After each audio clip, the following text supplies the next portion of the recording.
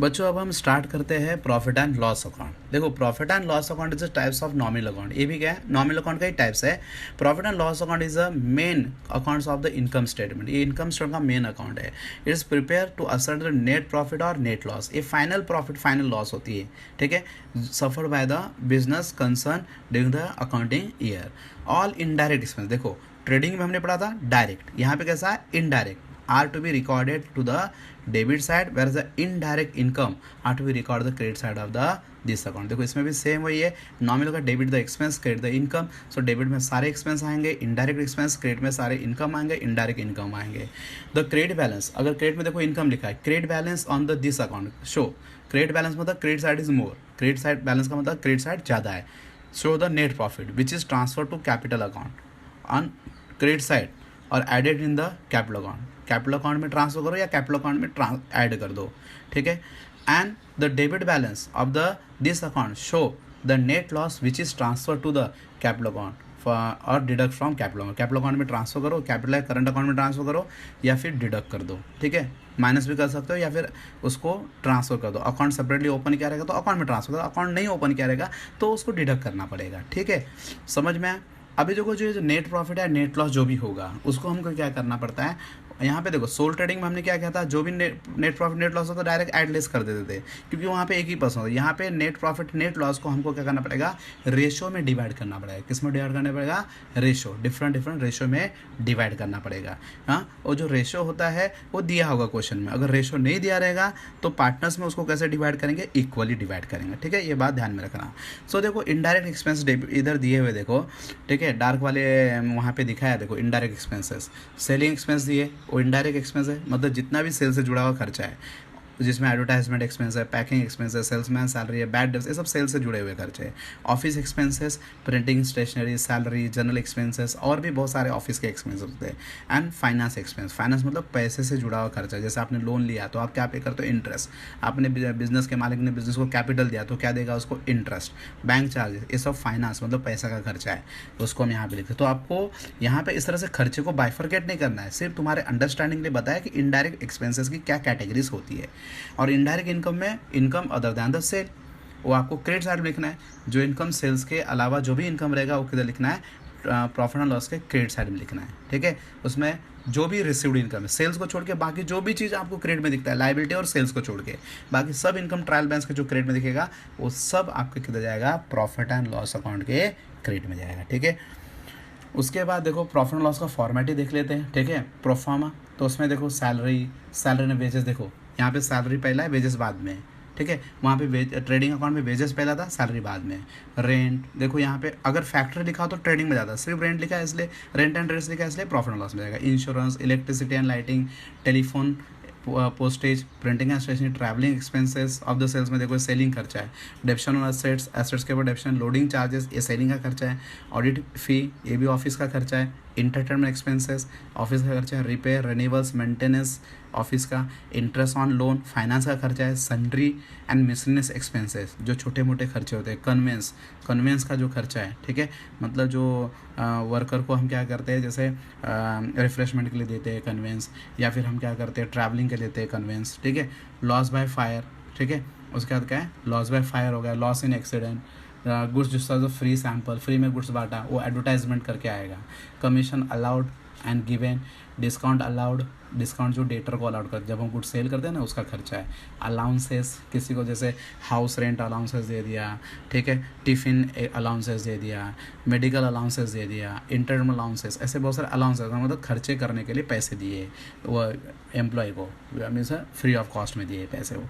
Advertisement, carriage outward, देखो carriage inward trading में जाएगा, कैरेज आउटवर्ड प्रॉफिट लॉस में जाएगा, ठीक है।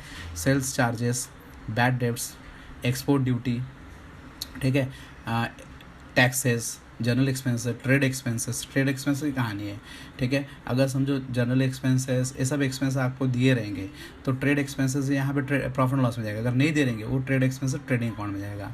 Legal charges, professional charges, bank charges, solicitors fee, मतलब जैसे कोई भी प्रॉब्लम को सॉल्व करने के लिए हमारे पास सॉलिसिटर होता है, ठीक है, वो बिज़नेस के, तो उसका जो फ़ी है वो चार्जेस है। सन्ड्री, सेकेंडरी पैकिंग चार्जेस, सिर्फ पैकिंग चार्जेस, वो सेलिंग का खर्चा है, मतलब फिनिश गुड्स का packing charges. Loss on sale of the fixer बेचा उस पर लॉस हो गया, ठीक है। उसके बाद जो क्रेडिट साइड में जो आइटम दिया है, क्रेडिट साइड में देखो सबसे पहला नंबर आया ग्रॉस प्रॉफिट, जो ट्रेडिंग का प्रॉफिट है यहाँ पे हमने ब्रॉड डाउन कर दिया, ठीक है। अगर लॉस होगा तो डेबिट में ब्रॉड डाउन होगा, हाँ क्या, अगर ट्रेडिंग अकाउंट में लॉस होगा तो डेबिट में जाएगा, इस प्रॉफिट लॉस का डेबिट में जाएगा, अगर प्रॉफिट होगा तो क्रेडिट में जाएगा, क्योंकि उधर डेबिट में आता है इधर क्रेडिट में आएगा। Commission received, rent received, discount received, interest received, मतलब जितने भी सब रिसीव्ड वाले आइटम है सब ट्रेडिंग के क्रेडिट साइड में ही जाने वाले, सब प्रॉफिट लॉस के क्रेडिट में जाएंगे। Sundry miscellaneous received, profit on sale of the assets, फिर ये सब को टोटल करने के बाद, ठीक है, अगर यहाँ पे डेबिट साइड का टोटल ज़्यादा होता है, क्रेडिट साइड का कम होता है, तो लॉस होगा, और लॉस होगा तो हम किधर डालेंगे, मतलब उसका बैलेंस किधर आएगा, क्रेडिट साइड में आएगा, जिसको बोलेंगे net loss transfer to partners capital account या करंट अकाउंट। अभी जो लॉस दिख रहा है ना, ये जो भी लॉस होगा पार्टनर्स के कैपिटल या करंट अकाउंट में ट्रांसफर करेंगे। और समझो क्रेडिट साइड ज़्यादा होगा तो प्रॉफिट होगा, वो भी नेट प्रॉफिट डेबिट में बैलेंस आएगा, तो डेबिट में बैलेंस आएगा, उसको भी पार्टनर्स के कैपिटल करंट अकाउंट में डिवाइड करेंगे, पार्टनर के रेशो में बांट देंगे, ठीक है। पार्टनर को जैसा रेशो दिया है, रेशो दिया है तो रेशो में बांटो, अगर रेशो नहीं दिया तो इक्वली बांट दो, ठीक है। उसके बाद कैपिटल अकाउंट बनेगा, जस्ट प्रॉफिट एंड लॉस खत्म होने के बाद कैपिटल अकाउंट है। कैपिटल अकाउंट और करंट अकाउंट दोनों का फॉर्मेट सेम है, ठीक है। अभी कैपिटल अकाउंट एक पर्सनल अकाउंट है, कैसा अकाउंट है, पर्सनल, तो पर्सनल अकाउंट है, जितना भी यहाँ पे रिसीव होता है डेबिट में रिसीवर क्रेडिट द गिवर, ऐसा है। पार्टनर्स लोग डेबिट में रिसीवर आएंगे, क्रेडिट में गिवर आएंगे। तो पार्टनर्स के कैपिटल अकाउंट का ओपनिंग बैलेंस सबसे पहला क्रेडिट में लिखना है। देखो ओपनिंग बैलेंस, जो बैलेंस ब्रॉड डाउन दिया ना क्रेडिट बैलेंस, वो लाइबिलिटी इसलिए क्रेडिट में आएगा ओपनिंग बैलेंस। समझो मेरे पास दो पार्टनर है, एक्स एंड वाई, ठीक है, एक्स एंड वाई के नाम के दो पार्टनर्स है, तो एक्स का कैपिटल का बैलेंस डेबिट में आया और वाई का वाई में लिखना है, ऐसा दो लाइन ड्रॉ करनी, दो पार्टनर दो लाइन, तीन पार्टनर के तीन लाइन आपको, तीन कॉलम आपको ड्रॉ करने हैं, ठीक है। उसके बाद एडिशनल कैपिटल है क्रेडिट साइड में, वो आ जाएगा इंटरेस्ट ऑन कैपिटल, कैपिटल का जो इंटरेस्ट होगा वो क्रेडिट में लिखना है, क्योंकि प्रॉफिट लॉस के डेबिट में जाएगा। सैलरीज, पार्टनर को सैलरी दिया, ठीक है, और जो प्रॉफिट नेट प्रॉफिट दिख रहा है कि नहीं, वो नेट प्रॉफिट जो दिख रहा है यहाँ पे, वो प्रॉफिट एंड लॉस में से नेट प्रॉफिट है वो यहाँ पे ट्रांसफर होगा, डेबिट में आया था तो यहाँ क्रेडिट में है, ठीक है। और समझो वही पार्टनर्स का बैलेंस ट्रायल बैलेंस के डेबिट में दिया रहेगा, तो यहाँ पे भी किधर लिखना है, डेबिट में लिखना है, ठीक है। जैसे देखो दोनों साइड दिख रहा है, डेबिट साइड में बैलेंस ब्रॉड डाउन दिख रहा है, क्रेडिट में बैलेंस आ रहा है, तो डिपेंड कर देगा। अगर ट्रायल बैलेंस के डेबिट में लिखा रहेगा कैपिटल, तो यहाँ पे भी डेबिट में आएगा कैपिटल के, और ट्रायल बैलेंस के क्रेडिट में कैपिटल रहेगा तो कैपिटल अकाउंट के क्रेडिट में आएगा, ठीक है। ड्राइंग डेबिट होगा, D for drawing, D for debit ही रहेगा। इंटरेस्ट ऑन ड्राइंग वो भी डेबिट में आएगा। फिर लॉस, लॉस वहाँ पे जो रहेगा, यहाँ पे देखो प्रॉफिट एंड लॉस ब्रैकेट में लगा शेयर, मतलब पार्टनर को लॉस क्या करेंगे, उनके रेशो में बांट देंगे। फिर इसका टोटल करेंगे दोनों कैपिटल के दोनों कॉलम का, जो डिफरेंस आएगा वो आपको किधर डालना है, मीन्स यहाँ पे बैलेंस कैरी डाउन करेगा, और ये जो बैलेंस आएगा बैलेंस शीट में जाएगा, किधर जाएगा, बैलेंस शीट में, ठीक है।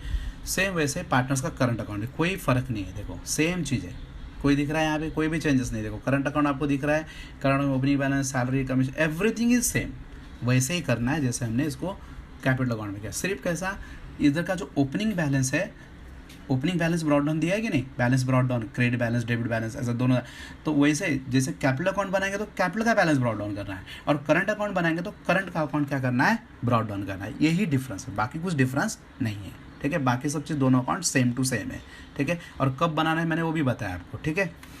उसके बाद बैलेंस शीट, ठीक है। अभी बैलेंस शीट आपका लास्ट स्टेप है। बैलेंस शीट क्या होता है, it is a statement, is not a account.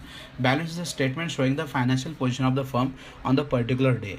All liability are record in the left side of the left side where the all assets are in the right side.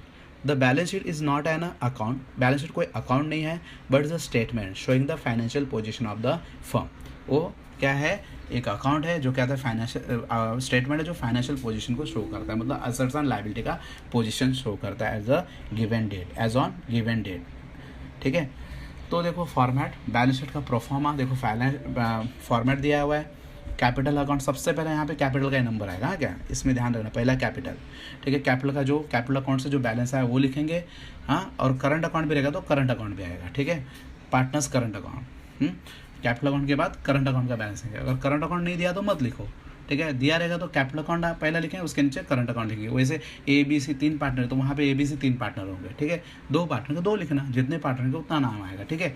उसके बाद general reserve, ठीक है, जो profit partner जमा कर रखते हैं, profit and loss, ये सब लाइबिलिटीज़ है, प्रॉफिट लॉस, जनरल रिजर्व सब यहाँ पे डालना है। लोन ऑन मॉर्गेज, मतलब जो आपने कोई चीज़ गिरवी रख के जो लोन लिया है वो लोन टेकन है, ठीक है। मॉर्गेज मतलब गिरवी रख के लिया हुआ loan. Loan from partners, bank loan, bills payable, ये सब लायबिलिटी। बैंक ओवरड्राफ्ट, बैंक से आपने ओवरड्राफ्ट मतलब बैंक से लोन लिया है, ठीक है। जब हम क्या कहते हैं आपके अकाउंट में बैलेंस नहीं होते तो भी आप बैंक से पैसा विड्रॉ करते हो, उसको कहते हैं बैंक ओवरड्राफ्ट, ठीक है। उसके बाद sundry creditors, sundry creditor liabilities है, ठीक है। और उसको उसमें से क्या करना है, एडजस्टमेंट क्या दिया है, लेस ऐड, जो भी एडजस्टमेंट दिए रहेंगे जैसे डिस्काउंट वगैरह दिया रहता है क्रेडिटर्स में, वो सब ऐड लेस उसमें करना है, डिस्काउंट ऑन क्रेडिटर्स वगैरह लेस करना है, ठीक है। अनरिकॉर्डेड परचेस ऐड करना, वो एडजस्टमेंट दिया हुआ है, एडजस्टमेंट मैं समझाऊंगा आपको, ठीक है। आउटस्टैंडिंग एक्सपेंसेस, वो भी क्या है liability. Income received in advance, वो भी क्या है लायबिलिटी। एडवांस में देखो हम इनकम ले लेते हैं, इनकम रिसीव्ड इन एडवांस, वो अपने लायबिलिटीज़ है। एडवांस में अगर पैसे ले लूँ तो मेरे लायबिलिटी होगा। उसके बाद प्रोविजन फॉर टैक्स, मतलब टैक्स पे करने का बाकी है, प्रोविजंस, ठीक है। प्रोविजन मतलब ड्यू, बैलेंस, ठीक है। मैंने इनकम टैक्स पे करने का बाकी है। उसके बाद एसेट साइड में देखेंगे, गुडविल, इंटेंजिबल एसेट्स है, गुडविल, कॉपीराइट, ट्रेडमार्क, पेटेंट, ऐसे बहुत सारे इंटेंजिबल एसेट्स होते हैं, वो आ जाएंगे। फिर लैंड एंड बिल्डिंग, देखो land and building, plant and machinery, furniture, equipment, delivery van, हाँ यहाँ तक आपको दिख रहा है कि नहीं। Loose tools, lease hold premises, free hold premises, patent, loose tools, investment तक, ठीक है। मतलब लूज टूल तक देखेंगे, ये सब लैंड एंड बिल्डिंग से लेकर लूज टूल तक आप देखोगे तो लूज टूल तक अगर देखोगे सबके नीचे क्या है, लेस डेप्रिसिएशन। ये फिक्स एसेट्स है, उसके ऊपर जो परसेंट डेप्शन का दिया रहेगा उस परसेंट से आपका इसका वैल्यू माइनस करना है, ठीक है। इनर कॉलम जो है, दो कॉलम बन रहे हैं देखो सभी में, ट्रेडिंग बनाओ प्रॉफिट में दो कॉलम है। इनर कॉलम में वो आइटम डालना है जिसके ऊपर एडजस्टमेंट है, और आउटर कॉलम में जो फाइनल अमाउंट है वो लिखना है। जैसे समझो अभी यहाँ पे लैंड एंड बिल्डिंग का देखो, पहले लैंड एंड बिल्डिंग समझो कोई भी XYZ अमाउंट रहेगा, उसमें से हम क्या करेंगे, डेप्शन 10%, डेप्शन माइनस करके जो बाद में बचेगा वो लिखना है, ठीक है, क्योंकि उसके ऊपर एडजस्टमेंट करना है। उसके बाद इन्वेस्टमेंट, इन्वेस्टमेंट भी क्या है, एसेट्स है, हमने कहीं भी पैसा इन्वेस्ट कर रखा है, शेयर्स, डिवेंचर, बॉन्ड्स, ये सब इन्वेस्टमेंट की कैटेगरीज है, ठीक है।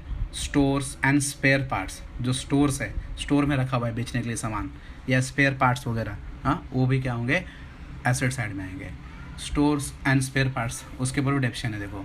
उसका प्रीपेड एक्सपेंस, एडवांस में जो पैसा पे करते, देखो एडवांस में इनकम इधर लायबिलिटी है, लेकिन एडवांस में एक्सपेंस पे किया, प्रीपेड मतलब एडवांस, एसेट्स है।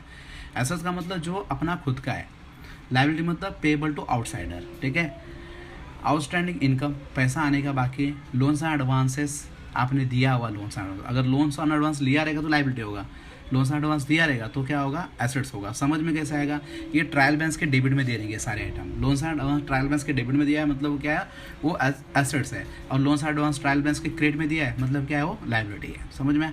Closing stock, stock of goods, sundry debtors, ठीक है। सन्ड्री डेटर्स, उसके ऊपर बहुत सारे एडजस्टमेंट होते हैं, अभी एडजस्टमेंट हम पढ़ाएंगे आगे। उसमें जैसे जो भी जैसे अनरिकॉर्डेड सेल ऐड करना होता है, add any adjustment, less bad debts, less provision for bad debts, less discount, ये सब चीज़ लेस होकर फाइनल अमाउंट बाहर के कॉलम में जाएगा। इंश्योरेंस क्लेम रिसीव्ड, मतलब इंश्योरेंस क्लेम जो रिसीवेबल है, मतलब जो पैसा आने का बाकी है, वो अपना एसेट्स है, लायबिलिटी नहीं है। बिल रिसीवेबल, पैसा आने का बाकी है बिल का। कैश बैलेंस, बैंक बैलेंस, अगर समझ देखो पार्टनर्स करंट अकाउंट की एक कहानी ऐसी है, पार्टनर्स करंट अकाउंट में अगर क्रेडिट साइड में बैलेंस आता है, डेबिट साइड ज़्यादा होता है, क्रेडिट में बैलेंस होता है, तो ये अपने को एसेट्स में लिखना है। और डेबिट में बैलेंस आएगा, क्रेडिट साइड ज़्यादा हो गया और डेबिट में बैलेंस आएगा तो अपने को लायबिलिटी में लिखना होता है, ठीक है। सम सॉल्व करते मैं समझाऊंगा उसको अच्छे से और बेटर समझ में आएगा, ठीक है। तो इस तरह से हमने क्या किया, profit and loss account, balance sheet, इसके फॉर्मेट को आपको एडजस्ट मतलब एक्सप्लेन करके दिया है, ठीक है।